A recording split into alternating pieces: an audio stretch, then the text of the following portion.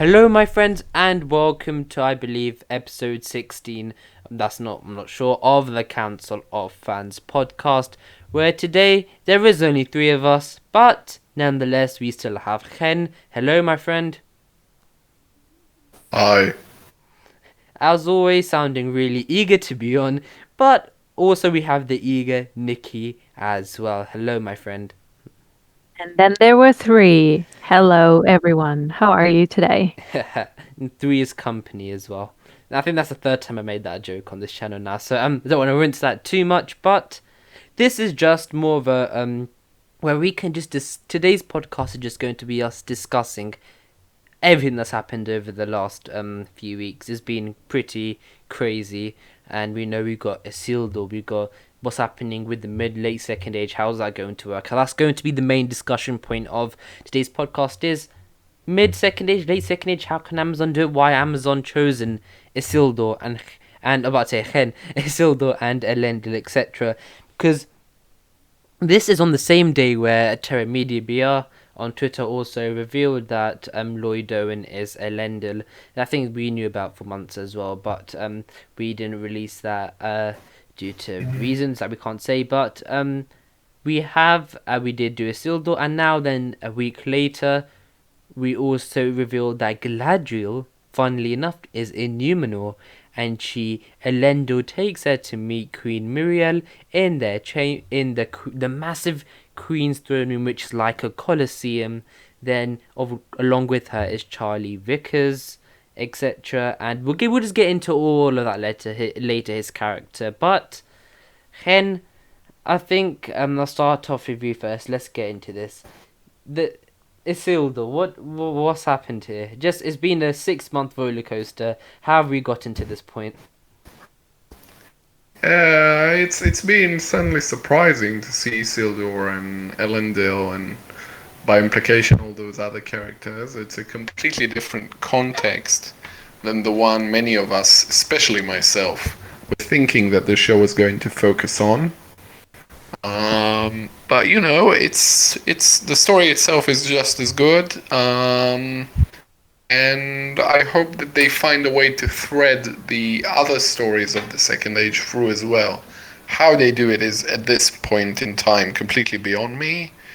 But I think they will, and I trust that they will. How well they'll do it is anyone's guess at this point. But certainly, Isildur is, it's interesting. It's cool. Mhm. And I think in today's video we will be discussing how could Amazon do this, etc. But Nikki, you were on the video as was Ken when we revealed it, and it seems like you were the surprised one who didn't know beforehand. But the news when you heard it, you know, we go over what it was like, and also now after a few days, few weeks, what are your afterthoughts now? Yeah. Well, I didn't know about all of this beforehand, because I hadn't been paying attention, I think. And I specifically asked not to know this information beforehand because it would be nice to hear it live. So what you heard from me in the last video was definitely my genuine reaction to everything. I still feel the same way. Like there's still a lot of stuff they can cover. I am of course very disappointed because I would love to see the Forging of the Rings, and I think that Amazon is missing a lot, like in full, like the full story, as in they're missing out in a lot of really good moments in the Second Age by starting with Isildur. But at the same time, I can understand why they would do it, and it does leave them open for spin-offs in the future as well. So, yeah. Indeed, but a thing you mentioned there, which is totally fine, is that we won't see the forging or Celebrimbor. But that as this is why this we have to have the discussion, because it's so strange and we currently don't know what Amazon are doing, because there is still, we've heard rumors that there is still a Celebrimbor in the show, despite this Isildur news. But the extent to how much will be in the first season is currently, we can say at this point, unknown. But we'll talk about a few theories of how Amazon could do that, and because it can, I think it's agree we can say that it does seem like that we will be getting potentially still the Yeah, forging sure. and Celebrimbor, but it's how we get it. I don't think it will be in it's hard to say it put properly together, but more of like a narrative straight, A to B. It's all in the same timeline. It could be a flashback, etc. So, do you think that is potentially that we could still see the forging? I think we will see it. Now, there is the option, of course, that they'll kind of do a debrief on it and kind of rush through it in the first 2 episodes and be done with it. I don't think that's really what's happening here. I think that there are really a couple of main options. One of them is that they're kind of crunching the whole timeline in such a way that we mostly thus far have been hearing about stuff in Numenor, yeah? About Isildur, about Elendil, that sort of stuff. So it may just as well be that at the same time that Queen Miriel and the old, possibly very infirm by this point, Palantir and everyone, it's very possible that they are that at the same time as they are doing their thing on the island, Celebrimbor is in Middle Earth doing his thing. So that's possible. It would be a very big thing, a change to the timeline, but it's possible. The other option is the David W. Griffith intolerance way to do it, or the Godfather 2 way of doing it, which is to intercut different timelines, which I understand The Witcher did as well. That's possible too. I don't know which one it is. I think we at the moment really can't say. no. But this is, by the way, all speculation, just us discussing. It is. Yeah. It's just educated guesses. Yeah, but for me, the first one for me would be having the forging and have it in the first 2 episodes and part of that massive prologue. As much as that is to Hen's disdain, but I just think that it will really be interesting. But the thing about time compression that I think I don't get is that if Galadriel is in Numenor, then how does that work out with the time compression? But actually, first, before we get into that discussion, yeah, but before we go into that discussion, we'll go to Nikki. Yeah. Well, back to what we were talking about before. I don't know. Like I said, I would love to have seen that whole storyline played out fully in real time because I think it would be interesting. But it's kind of like what they did in the prologue of The Lord of the Rings, like the Fellowship of the Ring. They kind of showed some parts of it just edited together. They could do that, or they could do flashbacks. They could do it in conversations, or they could, like you said, have it like really sped up and like kind of like what's happened before or where are we now kind of prologue in one of the first episodes. Indeed. Yeah. And about time compression, the thing that I think the only thing that could even make sense, even though it's really highly unlikely, is that so from the latest review, well, not latest one, but around Galadriel with her Numenor, it was said that the reason she went on that journey was to ask for aid from the Numenorians in Middle-earth, as there are lots of orc armies attacking, it seems like, coastal towns, or we're not sure who they're attacking, might be some elven places as well, but we know that Galadriel and Charlie Rickers, who is a human, a leader of men in Eriador, they both go over and ask him for Queen Miriel and Numenor's help, and this is greatly discussed.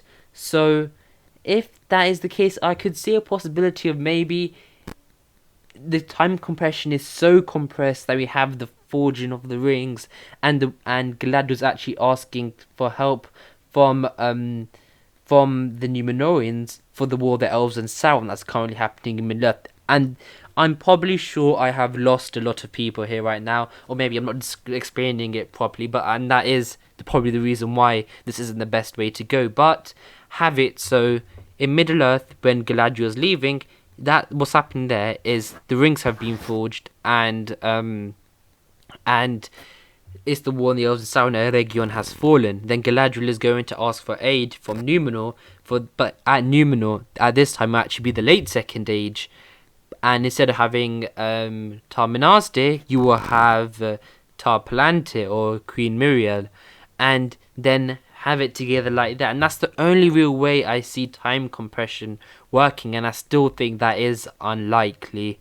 Because that's just only because if Galadriel is going from Middle Earth to Numenor, she can't be time jumping. It can't be like she's going in a time machine, like she's going from 1500 of the Second Age of the Forge of the Rings to late Numenor, because we know in fact that at least we can all say right now Numenor is late Second Age. That's 100%.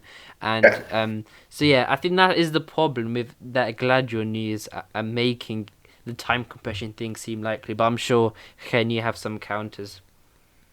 No, I just don't see the issue really. Like, situation, yeah, you have Miriel and Palantir and a relatively young Pharazôn, and a very young Isildur and an Elendil all in Numenor, yeah. And you have supposedly Celebrimbor and certainly Elrond and Gil-galad and all these people in Middle-earth. And you also can have orc attacks on human villages, probably, or even elven ones, it doesn't really matter. At the same time, it's perfectly possible. And for those attacks to then spur Galadriel into taking a voyage into Numenor to ask for help. Perfectly possible. Like, whatever, I think this is an important point perhaps to mention, or to elucidate, which is that either scenarios, the late Second Age or the middle of Second Age, the situation opens in a state of, as the synopsis says, relative peace. But this is a franchise that has always been, action adventure, or so they're gonna want to have fight scenes in it. So they're gonna have orc attacks no matter what, just as a ploy to get, to have something happening. You can't start a show really completely like at peace, tranquil, nothing really serious is happening. Something has to be happening. So I really don't see how those different things really collide. I think they can go together. They can. And again, it's I don't want to make too much out of it because it is just educated guesses at this point. I'm really waiting for learn more about it before I really commit to something. But it's an option. Mm-hmm. But we did ask the viewers, and 374 of you responded and to the poll on Twitter, and and if you want to follow me on Twitter, it's Fans Fellowship, if you want to join in with these polls as well. But we asked, how would you like to see the Forging of the Rings plus mid-Second Age in the show? Time compression, flashbacks, in the 2-episode prologue, or other being probably having show with them from season 1 and have it not be shoved into, or not be that important in the overall narrative of season 1, which is looking like it will not be. But 17.6% said time compression, 17.6% said flashbacks, 17.9% said other, 46.8% said 2-episode prologue. So it seems like right now people would like to see it. At least the best way they want to see the forging is in the 2-episode prologue. So, Nikki, first of all, your thoughts on this? Do you think this does justice or could make sense? Would you rather them Amazon not show the Forging of the Rings at all, or have it in the first 2-episode prologue? Remember, this is all speculation. Go ahead. I don't know. It really depends on. I suppose it really depends on whether or not they're planning on making a prequel series of this prequel series again. Because if that's the case, I mean, they're gonna have to have that planned already, because filming both filming flashbacks and compressing it into the first episode well, they're gonna have to plan it out properly because it's gonna have to be the same as the series. But if I had to choose, I would rather see it in flashbacks and then have a prequel series that details the whole thing.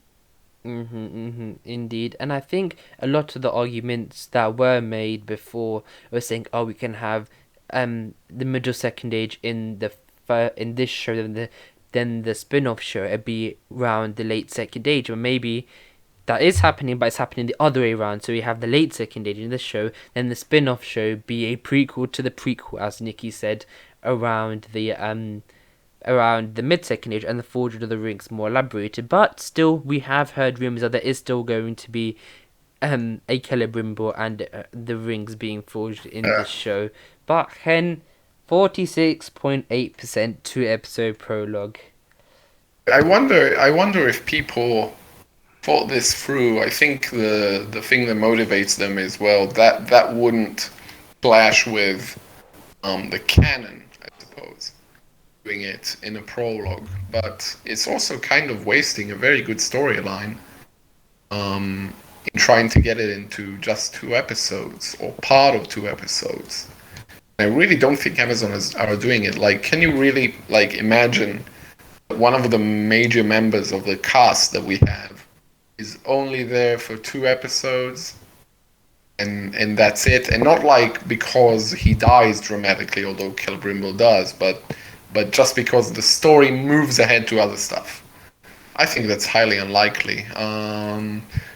Also, this idea of the spin-off show, which is a thing, certainly, being a prequel to this, I think that's also extremely unlikely because the characters, this show, certainly going to have Elrond and Galadriel in major roles. They've cast them. Now, I think the showrunners are conscious that it would be way too big a commitment for Morfydd Clark and presumably Robert Aramayo to be, contracted not just for 5 seasons of this show, but for who knows how many of a prequel show that will only start after this. Yeah, and that's the reason, yeah. If you were doing it the other way around, most of the characters of the Akalabeth don't appear in the story of the forging. Whereas if you do it the other way around, that doesn't work, and you have an issue with actor availability that becomes really acute, I think. So I don't think that's really a viable option. No, and I think just in general that was never going to work either way. But anyways, doesn't matter, as we ask, looks like in Numenor. That's why in all my tweets I'm saying we've been getting the late second age. But I think the next bit to go on is why is showing Isildur, Pharazôn, Miriel, Elendil, the Faithful, the Kingsmen, Galadriel in Numenor, the War of the Last Alliance, why is that good for Amazon? Why have J.D. Payne and Patrick McKay decided to choose that timeline for this second age show?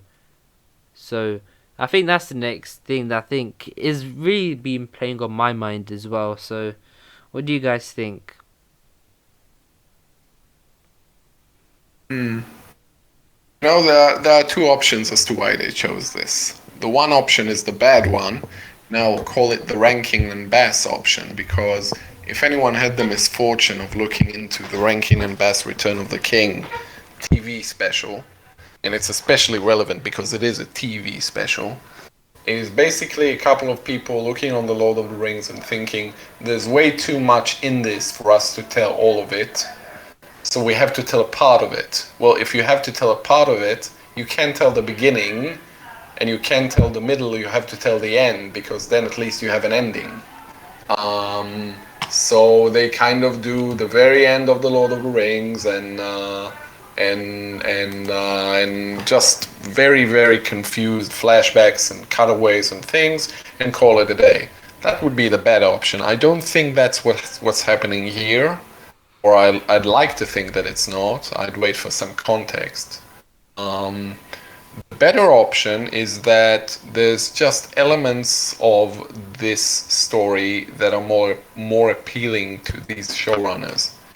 That could be any number of things. It could be that there's a bigger potential for prequel moments in this. Oh, look, Isildur, Elendil, the Last Alliance, Minas Tirith at some point, more stuff that we recognize. That's one thing.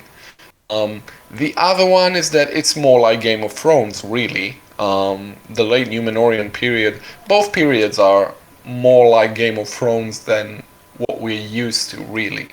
The late Numenorian period is really very much like that. It's all about the court in Numenor and the politics of the court.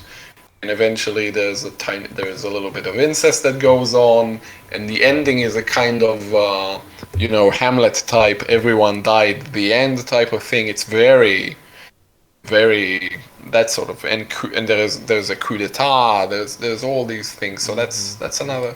There are several reasons why this would appeal to the showrunners, I think. So I don't know.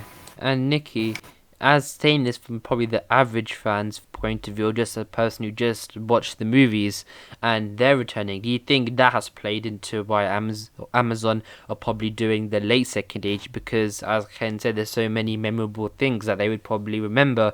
For example, if you put a poster up of I don't know, Celebrimbor or even Círdan, who isn't remembered that much, but then have one of Isildur, who looks really like Max Bulger, really looking like Harry Sinclair, etc. And people are mentioning Lloyd Owen looks a lot like Elendil. It makes a lot more sense. Do you think Amazon have gone that way, and that's part of their decision? Yes, it would make sense, wouldn't it? Like, to there is a big Tolkien community. There is. But it doesn't cover the world. Like, there is an even bigger Tolkien community when it comes to the Lord of the Rings and the Hobbit and the movies. And then it becomes smaller gradually when you go through all of the other books. So I can sort of understand them wanting to make it relatable to everyone and not just the super fans that are, because I have a lot of friends who are very big fans of both the movies and the books, but they haven't read Silmarillion, or they haven't, like, some have heard some things, but they don't know. So for them, it's actually a good thing that they are starting with something that they already understand and know, and it makes it more relatable for them, which I can understand. And from a marketing perspective, you kind of have to go with what works and what already works. Why change a formula that has already worked? Yeah. So it makes sense, I guess. It's Yeah. and then they can slowly, like, I guess with spin-offs and everything, they can move backwards slowly and then introduce things and then make characters relatable that they haven't heard of, and then they can do it that way. But I still think that, I mean, it would be nice. It would be nice to see the whole thing made from start to finish. But, I'm just gonna patiently wait until they make it all. It's very interesting that they sought to maintain the semblance of characters, of actors, that we've really only seen in some cases for a couple of frames. Like, how much do we really see Elendil in the Lord of the Rings movies? Not much. And yet, as you said, Lloyd Owen looks like him. So, really gone a distance to do that. That's very interesting. Yeah, and just for my, I'd say the Fellowship of Fans thesis on this is that the reason why the mid-second age is would be a really good choice to get the average fans in is the forging of the rings. It's you finally see how the One Ring is being forged, but around And the that, Doors of Durin. Doors of Durin, and that could be a possible thing. I'm maybe not sure everyone remembers potentially what the Doors of Durin were, but maybe that's just a nice another little I say little interconnecting Yeah. thing. But the things except from that with the mid second age, especially with Numenor, this is an entire new continent, and you'd have we might have Telperion, we might have maybe Eldarion and Arendis, we might have Tarmanaste, but it's just even with the dwarves as well. It's a really weird period. Like you can have a Durin that makes sense, and then it's Khazad-dûm at its peak. But I just think that with the late second age, okay, you still by showing you've bought the second age rights, the rights for the second age. So in this show, we will show either flashback or in the first chapter, something like that. We will show the Forging of the Rings as people remember that. But then also we've got Elendil, we've got Isildur. We remember them. Remember the two.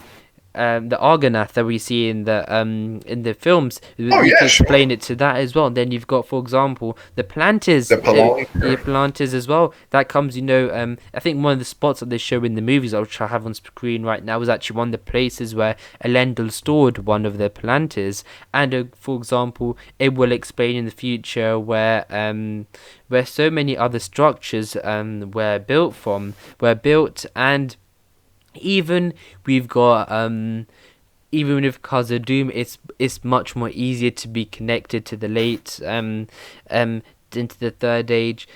Also, the army of Amazon can explain how Peter Jackson did the army of the dead and how that oath made sense. And then also with the prequel with then the prologue of the Lord of the Rings is the ring wasn't thrown into the fire of Mount Doom.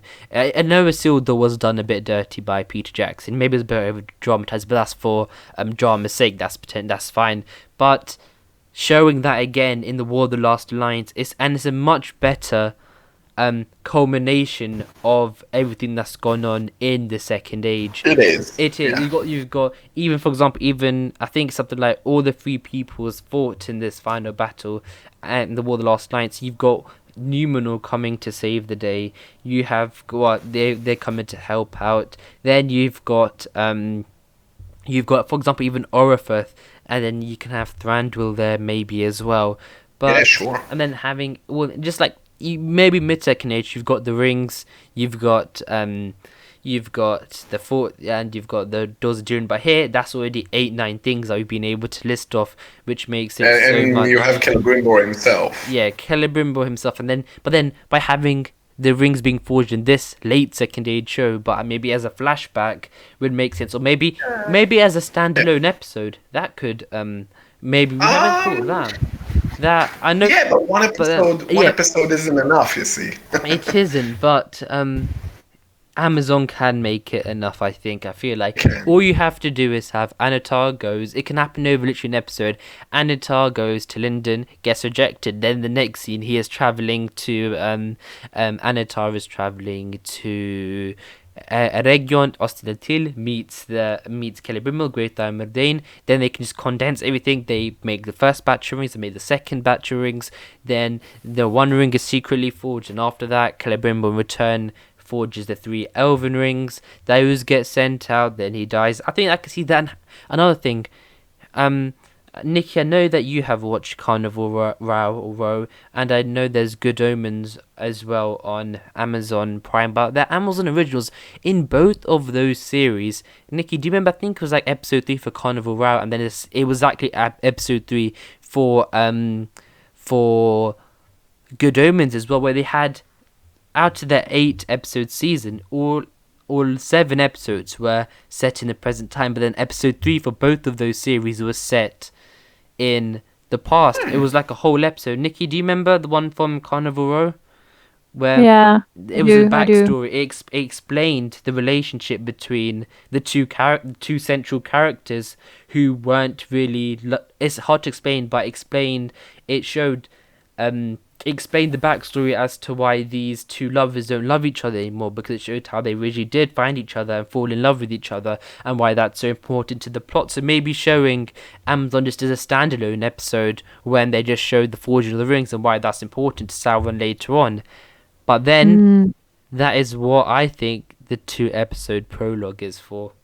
And I think it's been coincidental now that in the two Amazon original shows that I've watched, they have both done that in their third episode. It probably wouldn't be the third episode here, but it would still make sense, really, that they could do that. And none of this, what we've said so far, is we've known or we can confirm. It's just speculation as well. But yeah, we have to keep mentioning that because it is most of what we're talking about and have been talking about since for almost a year now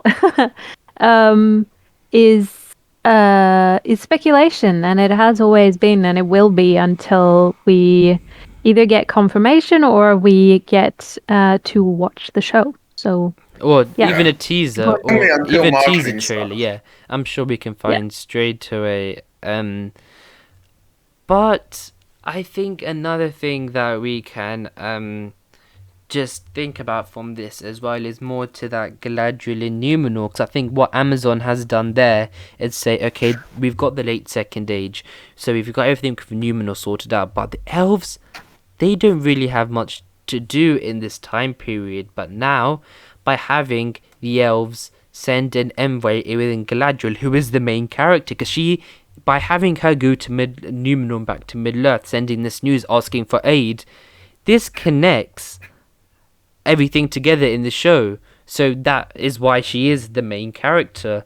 And it looks like the elves are having to fight off these orc attacks, or they're not being able to deal with them quite well. But then Galadriel goes over, asks Queen Muriel, says some pushback, but then the Numenorians at the end do say, okay, we will come back with you. And I think by doing that, you make Galadriel still the main character, not Isildur, not Elendil. Of course, it won't be like a single main character, but I think I remember the Observer saying that Eldian Galadriel will be the main character. And by doing this, making her go to Numenor, making her asking for them to send the army back, having her be that protagonist, the one thing, and then maybe having the elves decide that they have to go and sort this out. You have to do it, Galadriel. And then she comes back to Middle-earth with Queen Muriel as well. So I think it just makes sense that they are inventing a lot of stuff for Galadriel to do and the elves to do, but it does make sense. But Nikki, we actually haven't asked for your opinions on this around Galadriel and Numenor. It isn't canon technically it isn't, but is it? Do you think Amazon allowed leeway here? Well, good question. Well, it's clear that they are allowed a lot of leeway, I suppose. I'm trying to picture the timeline as in, like, for Galadriel's journey through Middle-earth and where she's supposed to end up, and what's supposed to happen, with everything, with her family, with her, like, country, not country, but like her home, Lothlorien, everything like that. I mean, it's all happening throughout that time period, so it's kind of a little bit interesting. How is that going to work? Is it going to be like, is she? Well, it seems like she part goes. Of her journey, does she do this? Because of course, Silmarillion doesn't cover all of Galadriel's journey in detail, so she might have gone to Numenor. We don't know, but I just don't know when or how. Mm-hmm. It would have to be like, I don't know, the time. Yeah, and I think I don't want to go back. I know we go back a lot to those famous Thomas Shippey quotes. And I know some of that does seem not to be not true, but like is quite outdated. But the one thing he did say, which I think the thing where he talks about the Tolkien estate, is the main thing that I think still holds true, because if he says, like, for example, Amazon can invent what happens in the meantime, Sauron doesn't come back until 500 of the Second Age, but they can invent the reason why. That's a specific example. He said that Galadriel doesn't do much between 3100, 3400 of the Second Age, but yes. Amazon can invent her doing that, because it's not contradicting Tolkien's law, is it? Oh It no, isn't. No. I really am I the only one who really doesn't see the issue with Galadriel visiting? And she's visiting. She may be there for a couple of episodes, but it's still a visit. You Yeah. I know? don't see the issue. I'm just trying to Yeah, it's just figure out it's where also she is in yeah her journey when she's doing this. yeah, but she's also it's if we think of this show as again a kind of like Kingdom of Heaven type thing, Game of Thrones type thing, then having emissaries is a very standard storytelling device that one person from one kingdom goes to another kingdom or to another place to talk to people, convince people to do something, get them to, move things, that sort of thing is very usual for these kinds of things. And Galadriel is moving all over the place in the Second Age anyway, and especially in the late Second Age where she really has nothing to do, really, not really. Um, um, so it makes sense. I don't even think at this point that she had settled into Lothlorien, actually. If memory serves me well, that happens well into the Third Age, and not at this Yeah, point. but I She's think they described in stay. different versions being all over the place. She stays there, but I think at that time I've forgotten top of my head. But there is actually there is actually someone else who is well, basically the king of Lorien at that time is Yeah, Amdir. Amdir. There we go, Amdir. Yeah, King Amdir. I thought that was it. So Oropher is he is Woodland Realm. Woodland Realm further north, and then you got Amdir in the south to the sides of the Misty Mountains. So I think yeah, to the east. So it's interesting because another thing I'd like to get into a discussion. I think another thing we've actually done, but by doing the late Second Age, you finally get more of a chance to explore on Thranduil's, Oropher's, and even King Armdir's their story, because in the end they are King Armdir's and Oropher's. They're the subsection in the Last Alliance in the Freeze Peoples. Of course, they get obliterated, but having to build that up, maybe have the reasons they have. I think they lose 2/3 of their army during that, Yes. along with Oropher being killed, and I think Amazon, because if it's the mid Second Age, you can maybe show the effect the Second Age the Forging of the Rings has, but I think in the late Second Age you got more of a chance to add in to expand on them Yes. as well. Yeah, what do you guys think about that?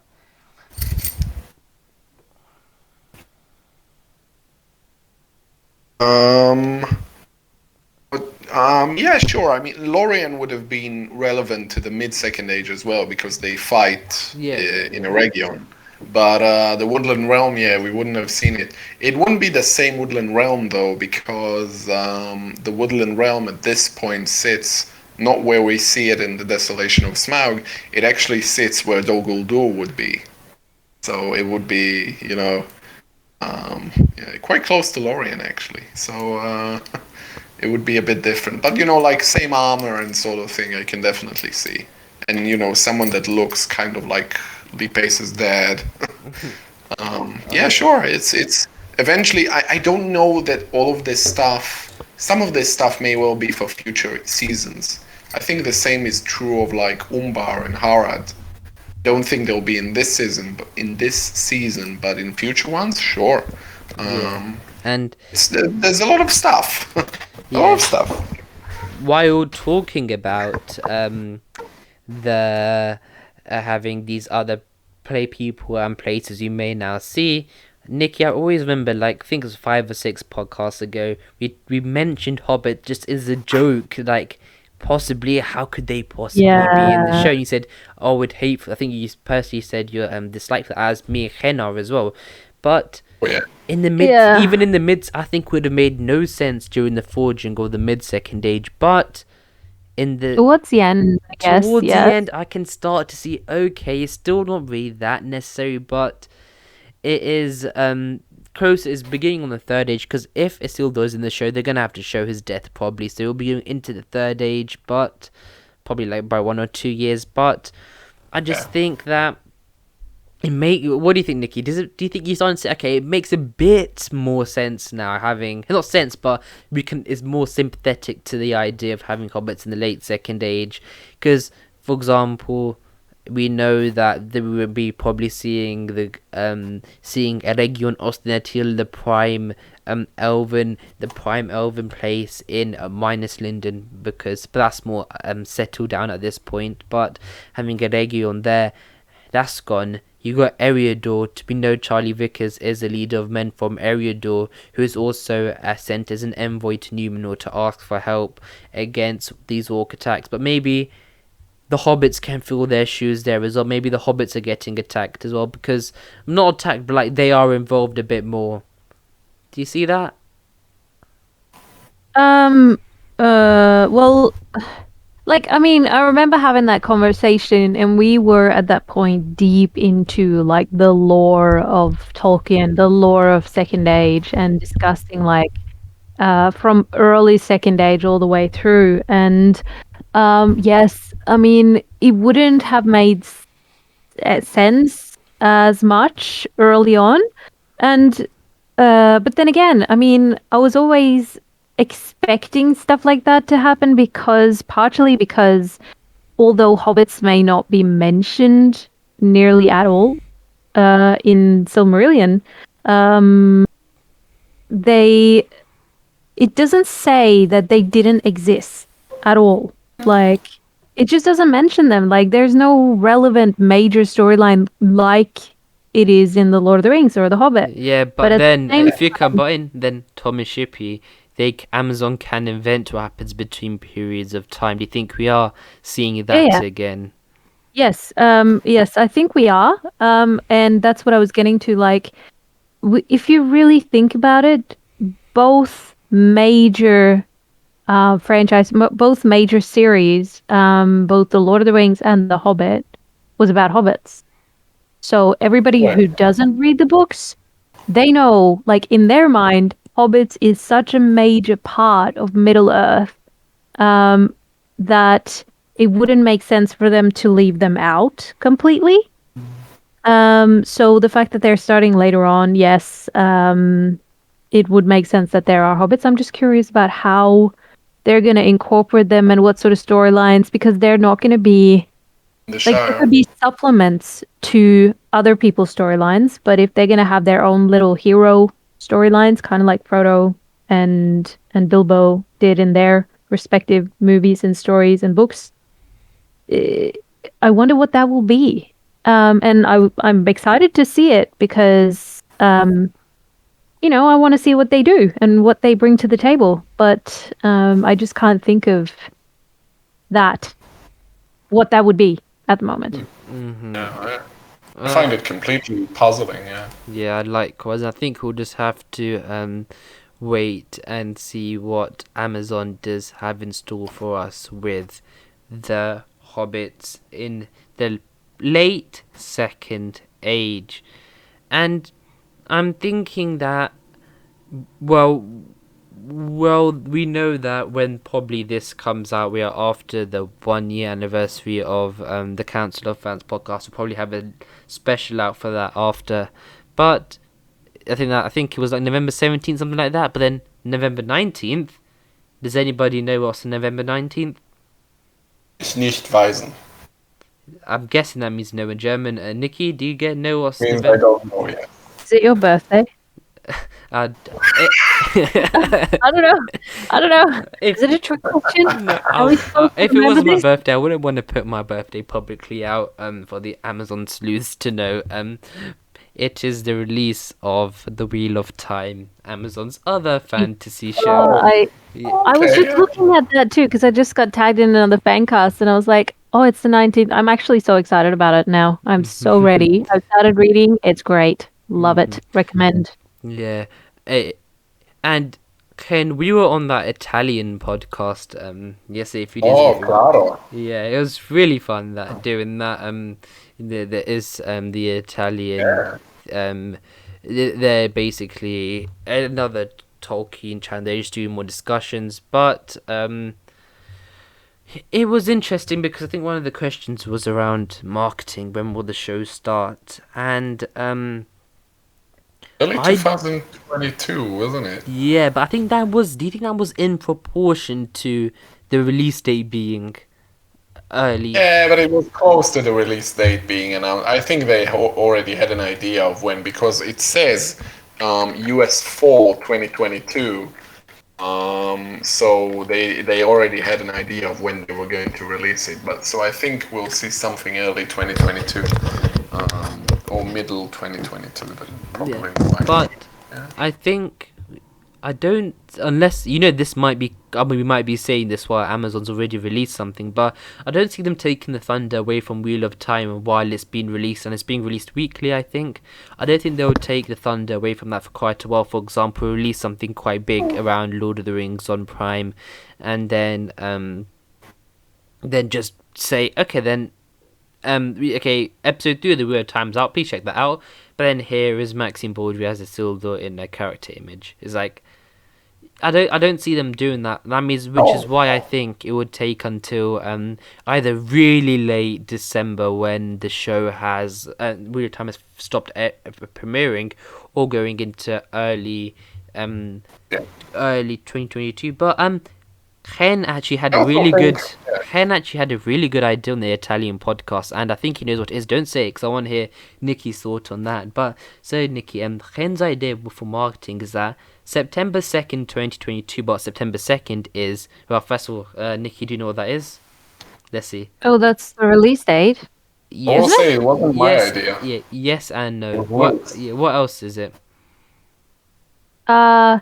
Tolkien died that day. Yeah, Tolkien Indeed. died that day, and then Yes. and the I feel like I'm at school now having questions and quizzes. I'm like, oh my god, I'm so scared I'll answer wrong and No, everybody will hate me. it's building up. It's building up. We'll just edit it out if you don't. I'm joking. It's okay. Okay. Let's do this. And then do you know what September 3rd is? Not September. Not September 3rd. February 3rd is. No, not February. January Oh my 3rd. God. Do you know what You're January? confusing me with dates. Okay, January 3rd. Yeah, January 3rd. Do I know what January 3rd is? Is that when Tolkien was born? Yes, that's Tolkien's Indeed. birthday. So Very good. a theory is, should Amazon Thank start you. marketing on Tolkien's birthday, and then the show gets released on his death day? It Oh my sounds goodness. really morbid, but is that what they're doing? I'm just like, that is a possibility. Very interesting. It is a possibility for sure. But I mean, I don't know. That would be that would It be seems pretty a bit much the morbid, first time in history something like that has ever happened, wouldn't it? Like, Yeah, probably. Unless like a Um, Shakespeare play was Yeah, or a centenary type thing. Yeah. yeah. But I'm thinking like it's either that or it's a year perspective. So they're starting. No, they can't start. No, it's already it's September. It's already October, bypassed November. September, We're though. in November basically. So Uh, so yeah, I was um, thinking. Oh, sorry, go on. Christmas. No, I don't know. That would be a great present. So for Amazon, if you want to give me a Christmas present, if anyone over there cares, that would be much appreciated. No, I'm just kidding. Nikki her Christmas present. So Give Tolkien community their Christmas present. Put it that way. Yes. Give us something exciting. mhm. I do want to say it wasn't my idea. It was Luke's, wasn't it? Who's Luke? I am your father. No, not that look. More like Not that one. Okay. I can't do. I'm not very good at Italian, so I won't even attempt it. So, but yeah. Oh, Luca. Oh, from the Italian podcast. Oh, amazing. Yes, it was his idea. So yeah, shout out to Luke from the I shouldn't be saying Italian podcast. It was Tolkien Italia, I think, was their YouTube channel, and Radio Brie or Bre, I think was as well partnering, and so yeah, I'll leave a link to that in the description. So we know that, and we've revealed that on Tolkien Italia, that Isildur, who's a very young Isildur indeed, is going to have like actually 3 kind of buddies, male buddies, who, the 4 friends kind of suggests the 4 hobbits actually, but you get the point. They're giving Isildur like this group he can run scenes with. So that's there isn't much to be made there, but at this point at least, without context. But still, it's very interesting. They are definitely using some form of formula, I suppose. Like I said, if it works, why change it, right? And parallels are a good thing sometimes. Dramatic parallels. Yeah, and I mean, it makes sense. Like, he would have friends, right? People have friends. People have people they hang out with on a regular basis. And it might be one, or it might be 10, or it might be 20. So, yeah.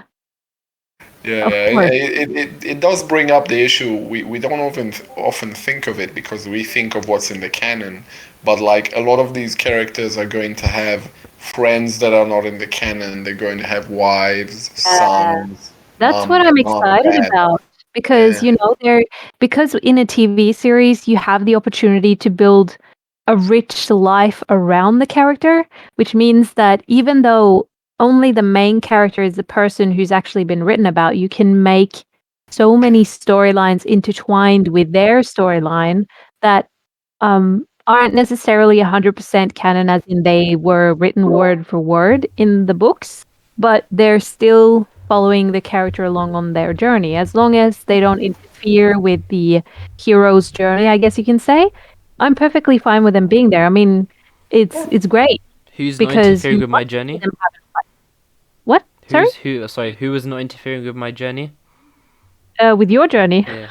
that would be me. That would be me. Fellowship. Me and Ren and everyone else on this podcast. Did no one get the joke? Well, You said Yeah, I didn't. you said you're interfering on the hero's journey, so yeah, and I got the joke and I took it seriously. oh, I'm really flattered. Thank you. All right, is that right? Ken is still in the dark. I left forget about him anyways. Okay, so but yeah, sorry, continue. I'm biting for no reason. It's all right. It's all right. I was just getting excited about. I guess as an actor as well, it's very exciting, both to get to see it and to be aware that there are going to be a lot more parts than what's described in the books. So more. It's kind of necessary, really. Yeah, it is. Like it is, yeah. You like have to- you have to Isildur make has children. He's Yeah. gonna have a wife. Yeah. And there's going to be a backstory there about how they met, what happened there. Like, if we start with the young Isildur, then of course we're going to see how he sort of became the man he was at the end. And it's not all going to be good. It's not all going to be bad. He's going to have his flaws. He's going to have his great moments. I mean, up until the point where we meet him in the Fellowship of the Ring, he has done a lot of good things and a lot of great things, and he's a good person. So it's kind of his backstory and telling it so that people want to follow him. And the same with Galadriel, the same with every other main character of this show. So yeah, just build it, bring it up, and make it magical, Amazon, because we're waiting. I think we can all agree with that. So, we have got 5 minutes left, so I think there's nothing else better to do than some Would You Rathers. What do you guys two think? Good. All right, bring it on, bring it on. I think do out it. of everyone, it was you two who hated it the most as well, which is quite the funny thing. But would you rather fight two Balrog-sized golems or 1,000 golem-sized Balrogs? No, not 100 golem-sized Balrogs. But you get That question just confused me. 2 golem-sized Balrogs. No. Yeah, it was 2 Balrog-sized golems. So yeah, you got. Sounds like you're saying bowel sized. I'm sorry. I'm just. Okay. That's all I'm hearing. Okay, I'm like, okay. what? We'll be Okay, can we do starting- this?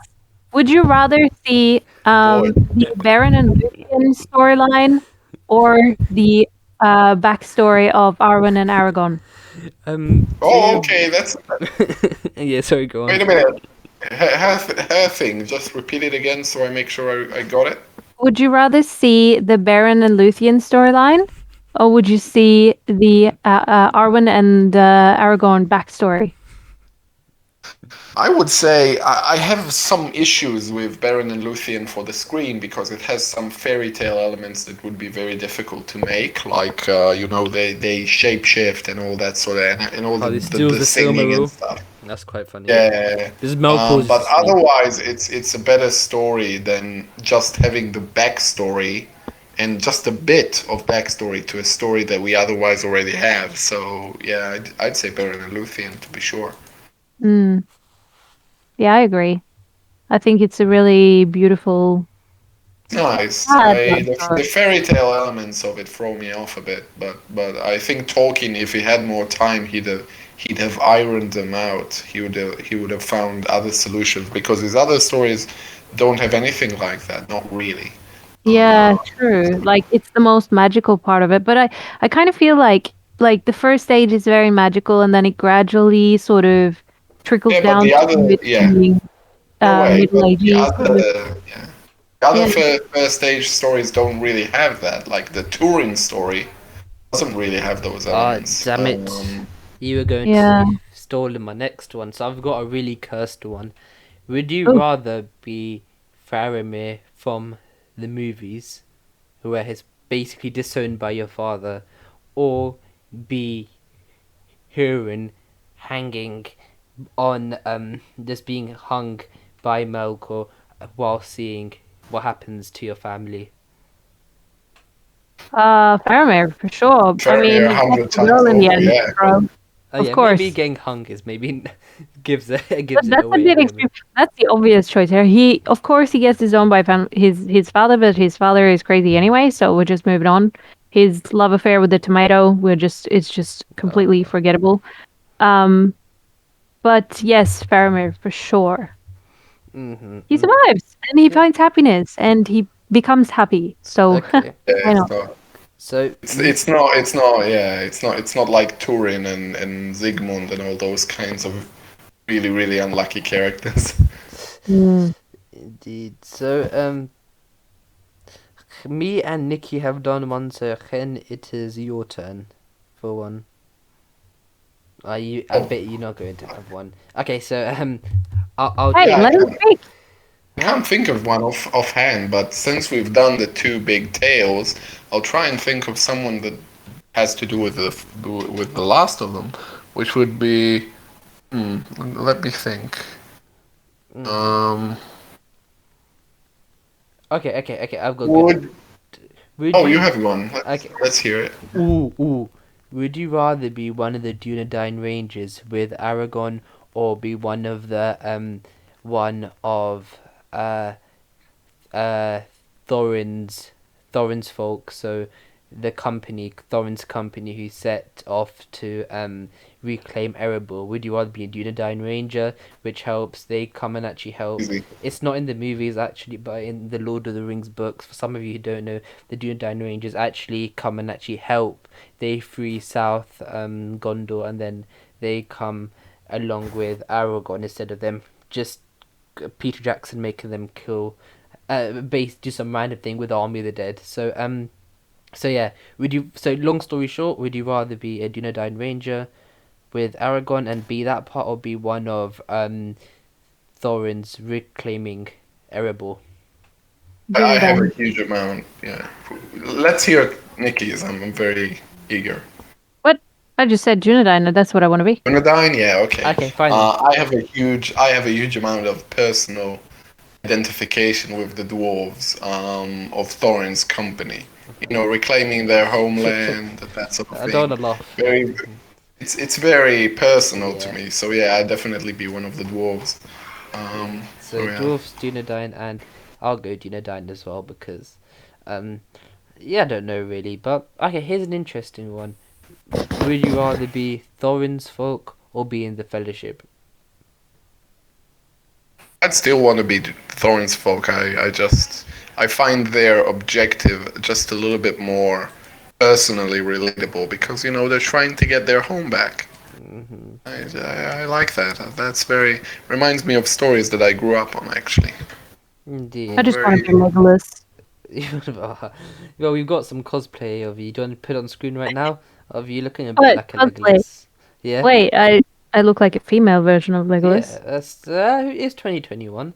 Can't we have a female True. Legolas? Yeah, let's just do a gender flip. Let's Gender do it. swap. Would you rather be a dwarf Denizen of Erebor or a Gondorian of Minas Tirith?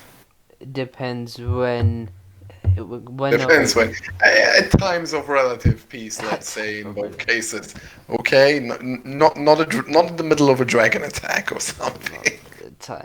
And same for Gondor as well. We're gonna have the height of Gondor. Are we gonna go through the Great Plague? Are we going to, when they lose Reasonably Minas? peaceful, Reason. uneventful times. Okay then. So I would say, wait, was it Dwarf of Erebor? Erebor, because you brought the company, so that came to Hmm. mind.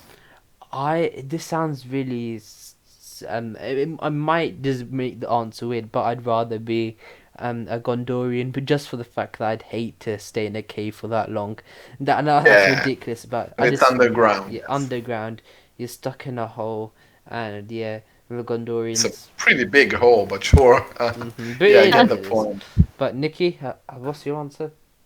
Well, Gundorian, because I haven't seen the female dwarves, but I've Oh, heard a rumor that they might have beards, and I they don't do. want a beard. So I think Gundorian, yes. You wouldn't be the first on-screen female dwarf, would you be that, Nikki? Well, if that's what it takes for Amazon to hire me, of course, yes.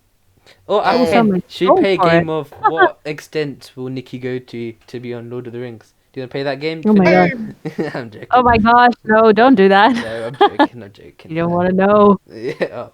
Well, okay. Anyways, it's been a really, really. I think we've actually discussed probably more than I thought we were going to. We've hit a lot of different things. So, and it's just been us three today. No talking to you about Penguin. So, but I think it's still been quite fun, I suppose. So thank you, Hen, for coming on. Oh, thank you. Great to have you on as always, and also thank you to Nikki. Always a pleasure. And of course, Nikki and Hen's links will both be in the description below. Make sure to check them out.